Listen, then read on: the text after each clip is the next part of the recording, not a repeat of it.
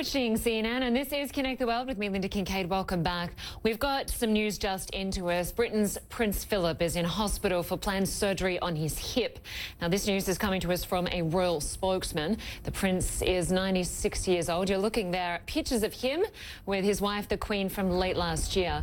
The operation is due to take place on Wednesday at a hospital in central London. Well, we are awaiting the first sentencing in an investigation that cast a cloud over Donald Trump's entire presidency. The Russia investigation by special counsel Robert Mueller. Dutch attorney Alex van der Zand will soon hear his fate in a US federal courthouse. He has pleaded guilty to lying to investigators about his communications with Rick Gates. That's a former senior Trump campaign official. Gates is key to the Russia investigation. You may recall that he is cooperating with Mueller's team, and we've learned that investigators want his help as they dig into allegations of collusion. Well, the prosecutor at van der Zand's hearing just warned that that case should serve as an example to others. Well, let's bring in CNN's Shimon Prokupecz for details. And Shimon, just give us a sense of what's taking place today. This is a former attorney that has pleaded guilty to lying to the FBI. Yeah, you would think he would know better, given that he's an attorney.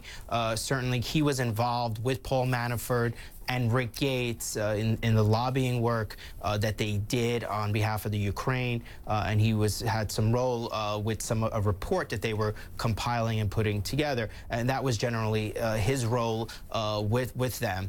He's in court today after he pleaded guilty for lying to the FBI, to the special counsel. They brought him in to talk to him, and they wanted to know what he knew about some of Paul Manafort's dealings, some of what Rick Gates' dealings were on behalf of the Ukraine government. And it was at that time that Alexander van der Zand, this attorney, lied to the special counsel. And in particular, he was covering up some contacts he had, some communications with Rick Gates and a Manafort associate also, who turned out to be a Russian intelligence official. Now, that Russian intelligence official, according to the special counsel's filing, is a relevant part of this Russia collusion investigation. And so van der Zand in court today, he did address the judge a short time ago where he apologized. We're now waiting to hear if the judge is going to make him serve any jail time or if there's going to be any kind of probation. And we should have that later on this afternoon. Okay, and Shimon, there is also an update on the case against Paul Manafort,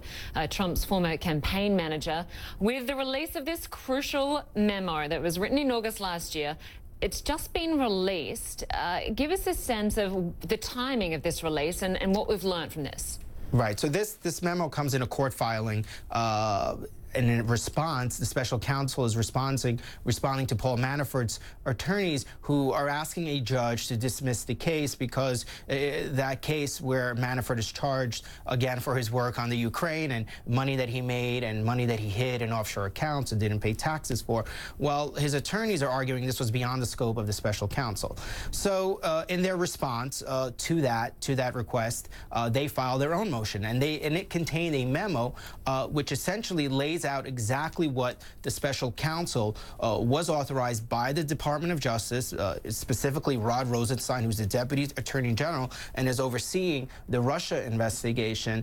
In the memo, it says that two things. One is that Paul Manafort is being investigated for allegations of working with the Russian government on collusion. And the second thing that it brought up was this work that he did in the Ukraine, and that the special counsel, Rod Rosenstein, was authorizing the special counsel to go ahead and investigate these allegations that of money that he was making from the Ukraine, and then obviously where charges were brought.